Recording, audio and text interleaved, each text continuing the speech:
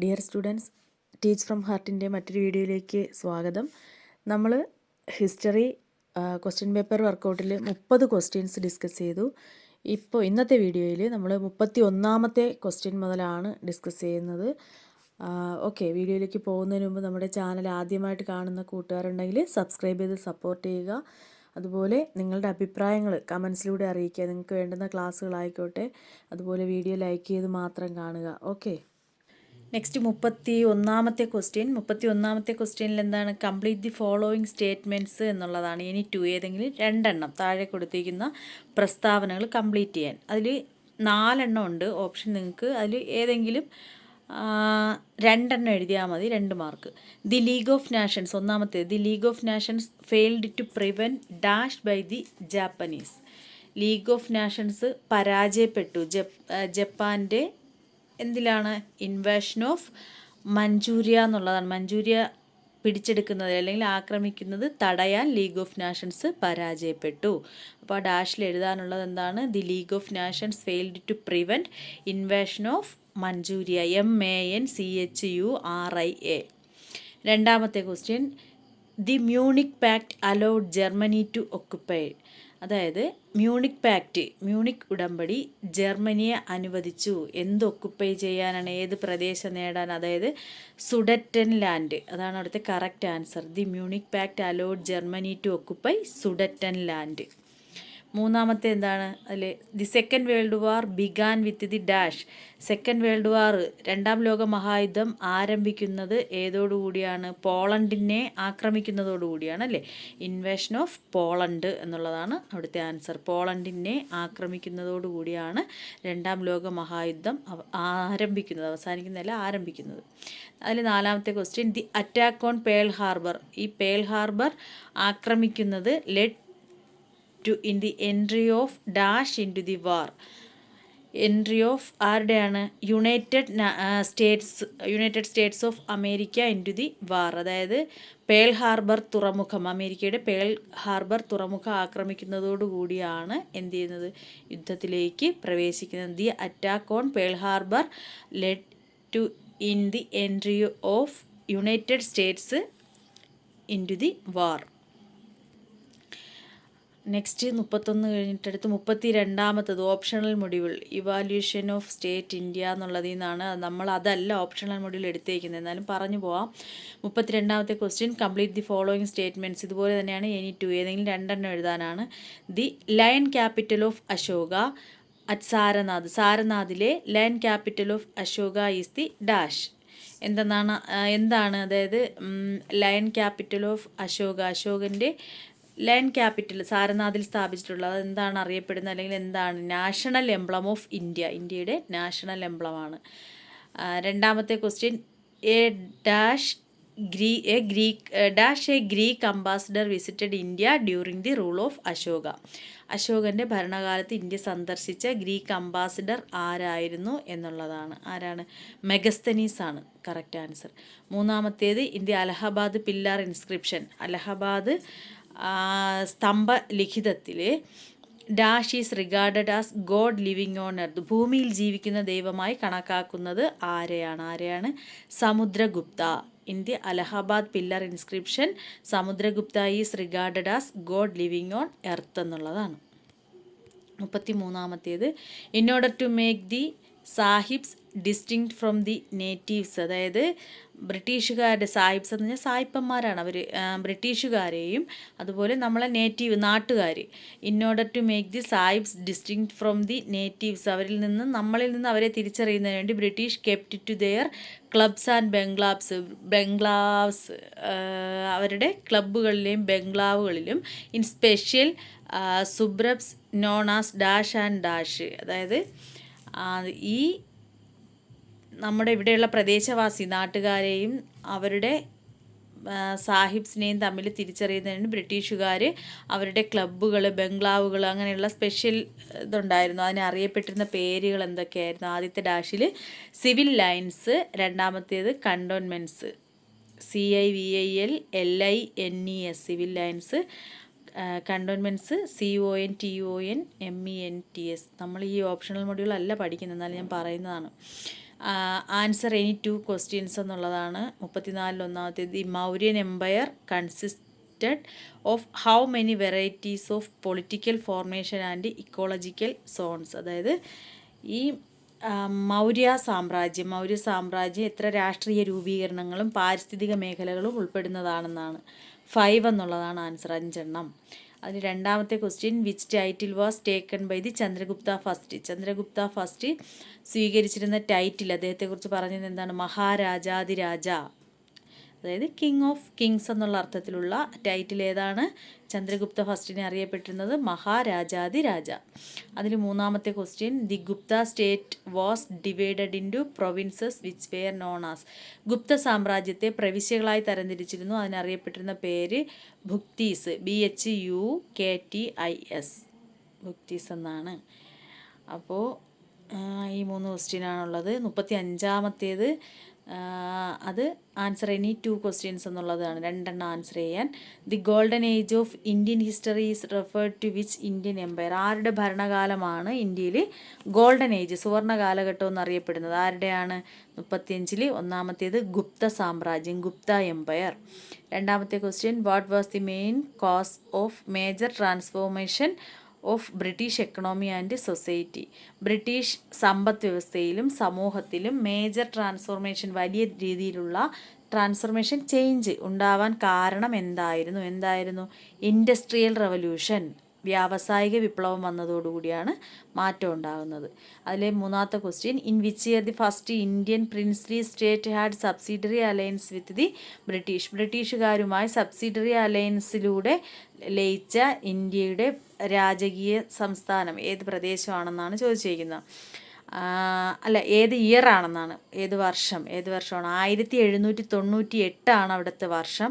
സംഭവം എന്തായിരുന്നു? നിസാം ഓഫ് ഹൈദരാബാദിലെ നിസാമാണ് എന്ത് ചെയ്യുന്നത്, അങ്ങനെ ലയിക്കുന്നത് അവരോട്. ഓക്കെ, നെക്സ്റ്റ് ക്വസ്റ്റ്യൻ നമ്മൾ 35 എണ്ണം നോക്കി. അടുത്ത് ഓപ്ഷണൽ മൊഡ്യൂൾ 6B നിന്നാണ്, അതായത് കൾച്ചറൽ ഡെവലപ്മെൻറ്റ് ഇൻ ഇന്ത്യ. നമ്മൾ രണ്ടാമത്തെ 6B ആണ് നമ്മൾ പഠിക്കുന്ന മൊഡ്യൂൾ അല്ലേ. അപ്പോൾ കൾച്ചർ ഇൻ ഇന്ത്യ എന്നുള്ളതിൽ നിന്നാണ്. 32-ാമത്തെ question, complete the following statements any 2. താഴെ പറയുന്ന വാക്യങ്ങൾ കംപ്ലീറ്റ് ചെയ്യാനാണ്, സ്റ്റേറ്റ്മെൻറ്റ്സ്, പ്രസ്താവനകൾ ഏതെങ്കിലും 2 എണ്ണം. അതിൽ ഒന്നാമത്തേത്, anthropology literally means the study of dash. Anthropology അല്ലെങ്കിൽ നരവംശാസ്ത്രം എന്നത് അക്ഷരാർത്ഥത്തിൽ എന്തിനെയാണ് സൂചിപ്പിക്കുന്നത്? മനുഷ്യനെക്കുറിച്ചുള്ള ശാസ്ത്രമല്ലേ, മനുഷ്യനെക്കുറിച്ച് പഠിക്കുന്നതാണ്, അതാണ് ആന്ത്രോപോളജി. അവിടെ നമുക്ക് ഹ്യൂമൺ എന്നോ അല്ലെങ്കിൽ ഹ്യൂമൻ ബീയിങ് എന്നോ മനുഷ്യനെന്നോ എഴുതാം, മനുഷ്യനെക്കുറിച്ചുള്ളത്. അതിൽ രണ്ടാമത്തെ question, Tulsidas wrote the Hindi version of Ramayana which is popularly known as dash. Tulsidas രചിച്ച ഹിന്ദി രാമായണത്തെ അറിയപ്പെടുന്ന പേര് എന്തെന്നാണ്? രാമചരിതമാനസം, അതാണ് അദ്ദേഹം എഴുതിയത്. രാമചരിതമാനസം എന്നാണ് ഹിന്ദി രാമായണത്തെ അറിയപ്പെടുന്നത്. 33-ാമത്തെ ക്വസ്റ്റ്യൻ, ആൻസർ എനി 2 ക്വസ്റ്റ്യൻസ്. അതും എന്താണ്? 2 എണ്ണത്തിന് ആൻസർ ചെയ്യാനായിട്ടാണ്. Bharatanatyam is often referred to which kind of dance form. Bharatanatyam എന്ന് പറയുന്നത് ഏത് തരത്തിലുള്ള നൃത്തശൈലിയാണെന്നാണ് ചോദിച്ചിരിക്കുന്നത്. ഭരതനാട്യം എങ്ങനെയുള്ളതാണ്? ഒരു ക്ലാസിക്കൽ ഡാൻസ് ആണ് അല്ലേ, ശാസ്ത്രീയ നൃത്തം. ഭരതനാട്യം ക്ലാസിക്കൽ ഡാൻസ് ആണ്. എവിടുത്തെയാണ്? പ്രധാനമായിട്ടും തമിഴ്നാടിൻ്റെ. നെക്സ്റ്റ്, രണ്ടാമത്തെ question, in which state Sanchi Stupa is situated. Sanchi സ്തൂപം സ്ഥിതി ചെയ്യുന്നത് ഏത് സംസ്ഥാനത്താണ് സ്ഥിതി ചെയ്യുന്നത്? എവിടെയാണ്? മധ്യപ്രദേശിലാണ് സാഞ്ചി സ്തൂപം സ്ഥിതി ചെയ്യുന്നത്. നെക്സ്റ്റ്, മൂന്നാമത്തെ ക്വസ്റ്റ്യൻ, ദി മധുബാണി പെയിൻറ്റിങ്സ് നമ്മൾ പഠിച്ചിട്ടുള്ളതാണ്. The Madhubani paintings originated in which state. Madhubani ചിത്രങ്ങൾ ഏത് സംസ്ഥാനത്താണ് ഉത്ഭവിച്ചത്? എവിടെയാണ്? ബീഹാറിലാണ്. നെക്സ്റ്റ്, 34-ാമത്തെ question, the compositions of bhakti and Sufi saints are sung as dash and dash. Compositions എന്ന് പറഞ്ഞാൽ രചനകൾ, അതായത് ഭക്തിയും സൂഫിയും സന്യാസികൾ, ഭക്തി സൂഫി പ്രസ്ഥാനത്തിലെ സന്യാസിമാരുടെ രചനകൾ അവർ പാടുന്നത്, സങ് എന്ന് പറഞ്ഞാൽ പാടിയിരുന്നത്, ഡാഷ് ആൻഡ് ഡാഷ് എങ്ങനെയാണ്? അതായത് ഭക്തിയിൽ ഭജൻസ് എന്നും സൂഫിയിലാണെങ്കിൽ കവാലികൾ എന്നുമാണ് അറിയപ്പെടുന്നത്, കവാലീസ്. അപ്പോൾ ഭജൻസ് ആൻഡ് കവാലീസ്, അല്ലെങ്കിൽ ഭജൻസും കവാലികളും. ഭക്തിയും സൂഫിയും സന്യാസികളുടെ രചനകൾ അവർ പാടുന്നത് ഏതിലാണ്? ഭജൻസും കവാലി. ഇനി 35ാമത്തെ question. Many of our cultural practices are influenced by our social and dash situation. Many of our cultural practices, ധാരാളം നമ്മുടെ പലതരത്തിലുള്ള സാംസ്കാരികമായിട്ടുള്ള ആചാരങ്ങൾ, കൾച്ചറൽ പ്രാക്ടീസസ് മീൻസ് സാംസ്കാരികമായിട്ടുള്ള ആചാരങ്ങൾ, ആർ ഇൻഫ്ലുവൻസ്ഡ് സ്വാധീനിക്കപ്പെട്ടിട്ടുണ്ട് by our social and dash situation, നമ്മുടെ സോഷ്യൽ സാമൂഹികവും പിന്നെ ഡാഷ് എങ്ങനെയുമായിട്ടുള്ള സിറ്റുവേഷനെ സാഹചര്യങ്ങളെ സ്വാധീനിക്കുന്നു. അതായത് നമ്മുടെ സാംസ്കാരിക ആചാരങ്ങൾ സാമൂഹികവും പിന്നെ ഏതുമായിട്ടുള്ള സാഹചര്യത്തെ സ്വാധീനിക്കുന്നു. അവിടെ എഴുതാനുള്ളത് സാമ്പത്തികം, എക്കണോമിക് എന്നുള്ളതാണ് കറക്റ്റ് ആൻസർ. അതിൽ തന്നെയുള്ള രണ്ടാമത്തെ question 35 most of the forts and palaces were built by. അതായത് മോസ്റ്റ് ഓഫ് ദി ഫോർട്ട്സ് ഒരുപാട് കൂടുതൽ കോട്ടകൾ, ഫോർട്ട് കോട്ടകളും പാലസ് കൊട്ടാരങ്ങളും നിർമ്മിച്ചത് ഡാഷാണ്. ആരാണ് കൂടുതലും നിർമ്മിച്ചിട്ടുള്ളത് എന്നാണ്. ആരാണ്? മുഗൾ എംപറേഴ്സ്, അതായത് മുഗൾ രാജാക്കന്മാർ. അതിലെ മൂന്നാമത്തെ question. The phrase dash was used for the first time by McLuhan. അതായത് നമ്മൾ പഠിച്ചിട്ടുള്ളതാണ് ആരാണ് ഗ്ലോബൽ വില്ലേജ് എന്നുള്ളൊരു ആശയം, ആ ഒരു വാചകം തന്നെ ഉപയോഗിച്ചത്, ആ വ്യക്തിയുടെ പേര് മാക്ലുഹാൻ എന്നാണ്. അപ്പം മാക്ലുഹാൻ ആദ്യമായിട്ട് ഉപയോഗിച്ച വാചകം ഏതാണ്? Global village. The phrase global village was used for the first time by McLuhan. Okay. Next 36ാമത്തെ question. Describe any 2 main problems faced by Humayun. Humayun നേരിട്ട 2 പ്രധാന പ്രശ്നങ്ങൾ വിവരിക്കുക. ഇതൊക്കെ നമുക്ക് എന്ത് ചെയ്യാം? മലയാളത്തിൽ പഠിക്കാം. ഇനി ഹുമയൂൺ നേരിട്ട പ്രധാന പ്രശ്നങ്ങൾ എന്തൊക്കെയായിരുന്നു? ഷെർഷയോട് നേരിട്ട പരാജയം ഒന്നാമത്തേത്. രണ്ടാമത്തേത് അദ്ദേഹത്തിൻ്റെ രാജകുടുംബത്തിൽ നിന്ന് തന്നെ ഉണ്ടായിട്ടുള്ള ആന്തരികമായിട്ടുള്ള കുടുംബ വിവാദങ്ങൾ. ഇത് രണ്ടുമാണ് ഹുമയൂൺ നേരിട്ട പ്രധാന പ്രശ്നങ്ങൾ. എന്തൊക്കെയാണ്? ഷെർഷയുമായിട്ടുള്ള പരാജയം, പിന്നെ കുടുംബത്തിനകത്ത് നിന്നിട്ടുള്ള വിവാദങ്ങൾ. ഓർ വേറൊരു ക്വസ്റ്റ്യൻ കൂടി ഉണ്ട്, അല്ലെങ്കിൽ describe any 2 main achievements of Sher Shah. ഷെർഷയുടെ 2 പ്രധാന നേട്ടങ്ങൾ വിവരിക്കുക. അതേ ചാപ്റ്ററിൽ നിന്നുള്ള ക്വസ്റ്റ്യനാണ്, മുഗളന്മാരുടെ ചാപ്റ്ററിൽ നിന്നുള്ള. എന്തൊക്കെയാണ് ഷെർഷയുടെ 2 ഭരണ പരിഷ്കാരങ്ങൾ? ഒന്ന് നാണയ പരിഷ്കാരം, നമ്മൾ പഠിച്ചതാണ് നാണയ പരിഷ്കാരവും പിന്നെ അദ്ദേഹം നിർമ്മിച്ച ഗ്രാൻഡ് ട്രങ്ക് റോഡിൻ്റെ നിർമ്മാണവും, construction of the grand trunk റോഡും പിന്നെ ഇൻട്രൊഡക്ഷൻ അല്ലെങ്കിൽ ഇൻട്രൊഡ്യൂസ് ചെയ്തതാണ്? റുപ്പയ, കറൻസി റിഫോം, നാണയ പരിഷ്കാരം. ഇത് രണ്ടുമാണ് അദ്ദേഹത്തിൻ്റെ നേട്ടങ്ങൾ. ആരുടെയാണ്? ഷെർഷയുടെ. 37ാമത്തെ question. Examine the measures Sikandar Lodi took to improve the dignity and status of sultan. സുൽത്താൻ്റെ പദവിയും അതുപോലെ തന്നെ എന്താണ് അന്തസ്, നമ്മൾ ഡിഗ്നിറ്റിയും സ്റ്റാറ്റസും പദവിയും അദ്ദേഹത്തിൻ്റെ ആ ഒരു ഗൗരവപരമായിട്ടുള്ള അന്തസ്സും ഒക്കെ നിലനിർത്തുന്നതിന് വേണ്ടിയിട്ട് അല്ലെങ്കിൽ മെച്ചപ്പെടുത്തുന്നതിന് വേണ്ടി സിക്കന്ദർ ലോധി സ്വീകരിച്ച നടപടികൾ എന്തൊക്കെയാണ്? ഒന്ന്, അദ്ദേഹത്തിൻ്റെ ഭരണ സംവിധാനം ശക്തമാക്കി, അഡ്മിനിസ്ട്രേഷനെ ശക്തിപ്പെടുത്തി, രാജ്യത്തിനകത്ത് നീതി നടപ്പിലാക്കുന്നത് പ്രോത്സാഹിപ്പിച്ചു, പിന്നെ പഠനവും സാംസ്കാരികവും പ്രോത്സാഹിപ്പിച്ചു. എന്തൊക്കെയാണ്? അദ്ദേഹത്തിൻ്റെ സാമ്രാജ്യത്തിനകത്ത് ഭരണപരിഷ്കാരങ്ങൾ അല്ലെങ്കിൽ അഡ്മിനിസ്ട്രേഷൻ ശക്തിപ്പെടുത്തി, നീതിയെ പ്രോത്സാഹിപ്പിച്ചു, പഠനവും സംസ്കാരവും പ്രോത്സാഹിപ്പിച്ചു. അവിടെ ഒരു മറ്റൊരു ചോയ്സ് ഉണ്ട്, ഓർ മറ്റൊരു ക്വസ്റ്റ്യൻ ആണ്. How was Zainul അബിദീൻ considered as A great ruler of Kashmir?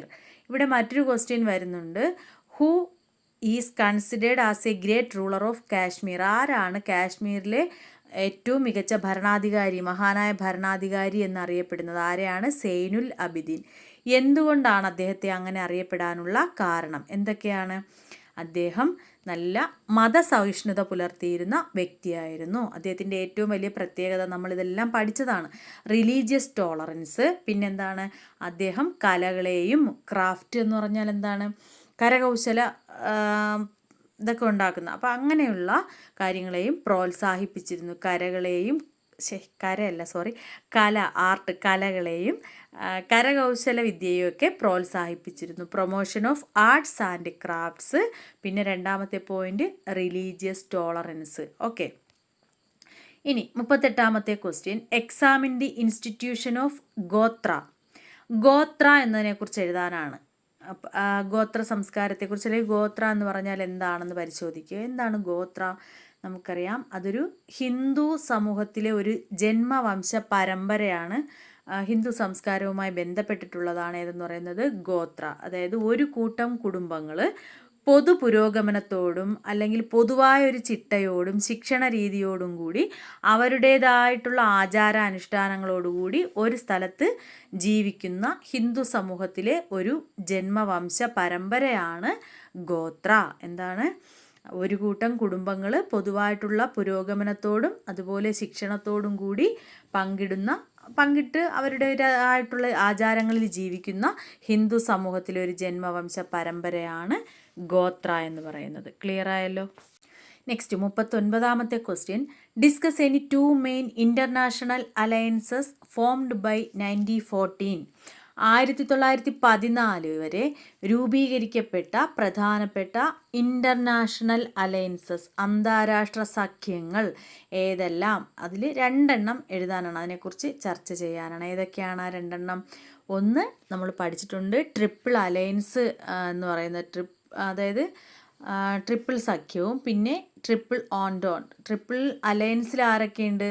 Germany, Austria ഹംഗറിയും ഇറ്റലിയും.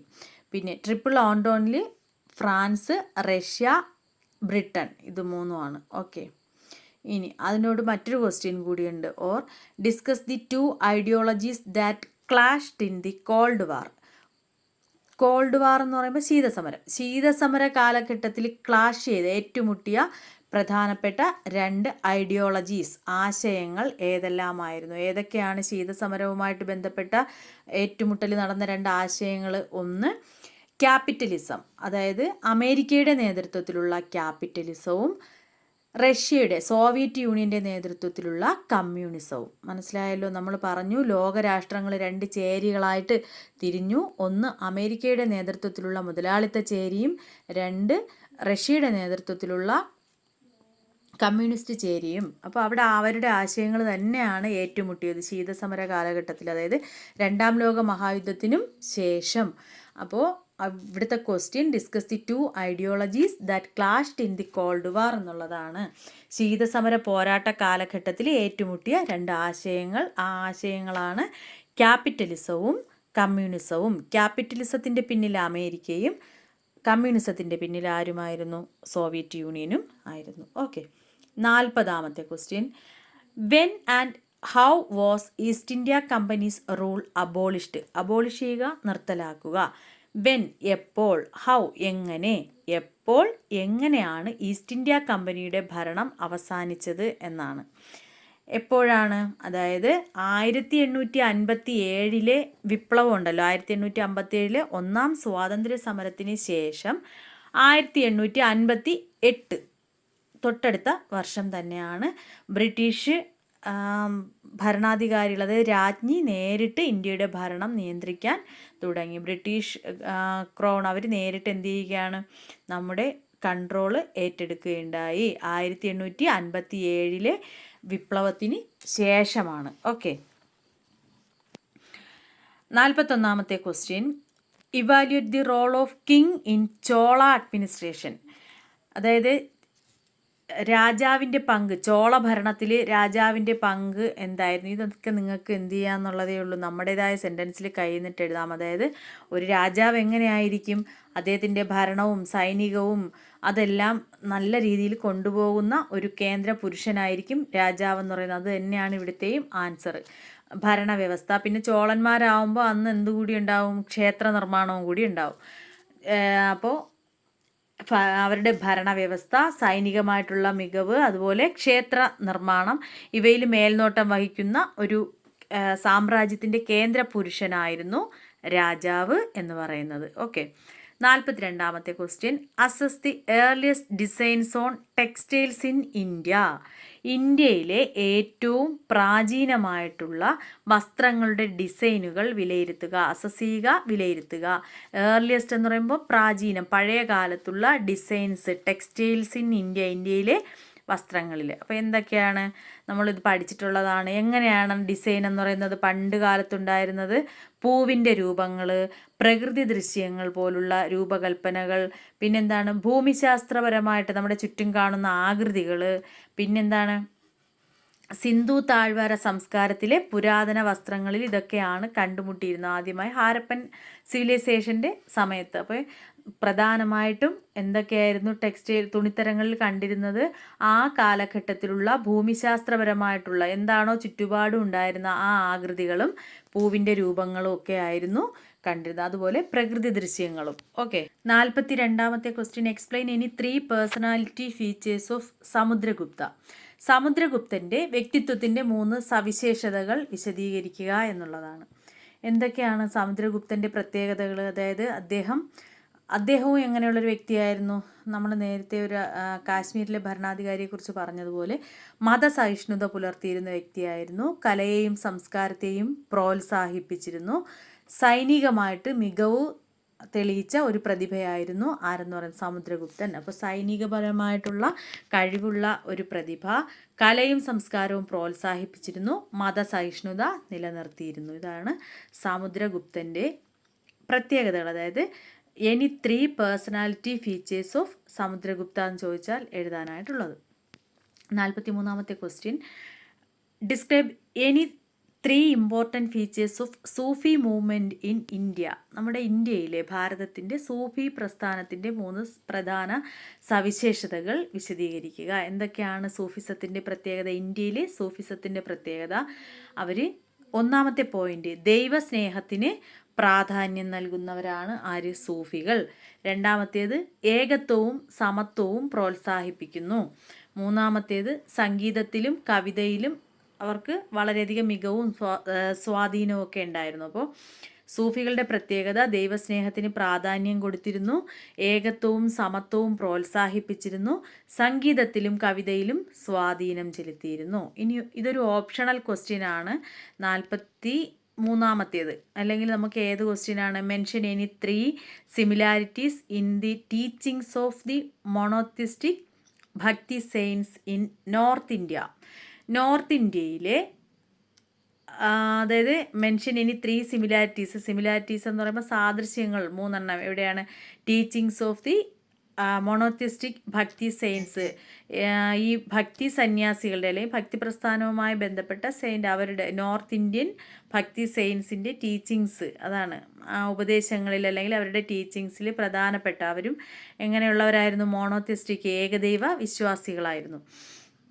അവരുടെ പ്രത്യേകത എന്താണ്? ഒന്നാമത്തേത് അവർ ഒരു ദൈവത്തിൻ്റെ സ്നേഹം എന്നൊരു കോൺസെപ്റ്റ്, അങ്ങനെ ഒരു സങ്കല്പം.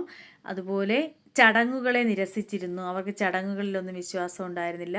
മൂന്നാമത്തേത് ദൈവസ്നേഹത്തോടെയുള്ള വ്യക്തിപരമായ ഭക്തിക്ക് അവർ പ്രാധാന്യം നൽകിയിരുന്നു. ദൈവസ്നേഹത്തോടെയുള്ള വ്യക്തിപരമായിട്ടുള്ള ഭക്തിക്ക് പ്രാധാന്യം കൊടുത്തു. ദൈവത്തിൻ്റെ സ്നേഹത്തിനാണ് പ്രാധാന്യം കൊടുത്തിരുന്നത്. ചടങ്ങുകളെല്ലാം നിരസിച്ചിരുന്നു. 44ാമത്തെ question, explain any 3 concerns of the early nationalist associations. അതായത് ഏർലി നാഷണൽ എന്ന് പറയുമ്പോൾ ആദ്യകാല ദേശീയ സഖ്യങ്ങളുടെ 3 പ്രധാന പ്രശ്നങ്ങൾ എന്തൊക്കെയായിരുന്നു എന്നുള്ളതാണ്. എന്തൊക്കെയായിരുന്നു? ഒന്നാമത്തേത് ഭരണത്തിൽ പ്രതിനിധാനം ആവശ്യമാക്കുക എന്ന് പറഞ്ഞാൽ എന്താണ്?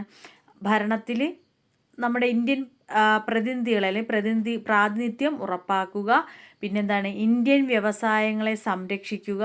മൂന്നാമത്തേത് സാമൂഹികവും സാമ്പത്തികവുമായ അസമത്വങ്ങളെ ഇല്ലായ്മ ചെയ്യുക. ഇനിയും നമുക്ക് ഒരുപാട് വേണമെങ്കിൽ പറയാം. എന്താണ്? നമ്മുടെ നാട്ടിലുള്ള നമ്മുടേതായിട്ടുള്ള തനിമയുള്ള എന്താണ് ഇവിടുത്തെ വിഭവങ്ങളെ സംരക്ഷിക്കാൻ സഹായിക്കുക, നമ്മുടെ വിദ്യാഭ്യാസത്തെ പ്രോത്സാഹിപ്പിക്കുക, എന്ത് വേണോ നിങ്ങൾക്ക് എഴുതാം. അപ്പോൾ അത് നമ്മുടെ explain the 3 concerns of early nationalist association, ആദ്യകാല സ്വാതന്ത്ര്യ സമരവുമായിട്ട് ബന്ധപ്പെട്ട ആദ്യകാലത്തുണ്ടായ അവരുടെ ആവശ്യങ്ങൾ ഇതൊക്കെയായിരുന്നു. ബ്രിട്ടീഷ് ഭരണത്തിൽ അവർ ഭരിക്കുമ്പോൾ നമ്മുടെ പ്രതിനിധികളെ ഉറപ്പാക്കുക, ഇന്ത്യൻ വ്യവസായങ്ങളെ സംരക്ഷിക്കുക, നമ്മുടെ റിസോഴ്സസ് ചൂഷണം ചെയ്യാതിരിക്കുക, അതുപോലെ സാമൂഹികവും സാമ്പത്തികവുമായിട്ടുള്ള അസമത്വങ്ങൾ ഇല്ലാതെയാക്കുക, അവരെ ബ്രിട്ടീഷുകാരെ പരിഗണിക്കും പോലെ തന്നെ നമ്മുടെ സൈനികരെ പരിഗണിക്കുക, ഇങ്ങനെ ഒരുപാട് കാര്യങ്ങൾ ഉണ്ടായിരുന്നു. അവിടെ മറ്റൊരു ക്വസ്റ്റ്യൻ ഉണ്ട്. Or explain underlying policies of British behind the partition of Bengal in 1905. 1905 partition of Bengal വിഭജനത്തിന് പിന്നിലെ ബ്രിട്ടീഷ് നയങ്ങൾ, പോളിസീസ് ഓഫ് ബ്രിട്ടീഷ് അല്ലേ, underlying the policies of British behind the partition of Bengal in 1905. എന്തൊക്കെയാണ് ബംഗാൾ വിഭജനത്തിന് പിന്നിലെ ബ്രിട്ടീഷ് നയങ്ങൾ? ഒന്ന്, ഇന്ത്യയെ വിഭജിക്കാനുള്ള നയം. ഈ ബംഗാളാണ് ഏറ്റവും കൂടുതൽ, ബംഗാളിലാണ് എന്ത് ചെയ്തിരുന്ന കൃതികളൊക്കെ അച്ചടിച്ചിറക്കിയിരുന്നത്, പത്രങ്ങൾ അച്ചടിച്ചിറക്കിയിരുന്നത്. സാമൂഹ്യ പരിഷ്കർത്താക്കളും സ്വാതന്ത്ര്യ സമരവുമായിട്ട് ബന്ധപ്പെട്ടവരും കൂടുതലുണ്ടായിരുന്നതും ഒക്കെ ബംഗാളിലാണ്. അപ്പോൾ ആ ബംഗാളിനെ വിഭജിച്ചു കഴിഞ്ഞാൽ ഇന്ത്യയുടെ വിഭജനം എന്താണ് പെട്ടെന്ന് സാധ്യമാകുമെന്ന് ഇവർക്ക് അറിയാമായിരുന്നു. അങ്ങനെ ഇന്ത്യയെ വിഭജിക്കാനുള്ള ഒരു നയം, വളരുന്ന ദേശീയ പ്രസ്ഥാനങ്ങളെ ദുർബലമാക്കുക. ഞാൻ പറഞ്ഞില്ലേ, അവിടെ നിന്നാണ് ഏറ്റവും കൂടുതൽ ദേശീയ പ്രസ്ഥാനവുമായി ബന്ധപ്പെട്ട വ്യക്തികളൊക്കെ ഉണ്ടായിരുന്നത്. അപ്പോൾ അതിനെ ദുർബലമാക്കുക, ഹിന്ദുക്കളും മുസ്ലിങ്ങളും തമ്മിലുള്ള മതവിഭജനം സൃഷ്ടിക്കുക, ഹിന്ദുക്കളെയും മുസ്ലിങ്ങളെയും തെറ്റിക്കുക.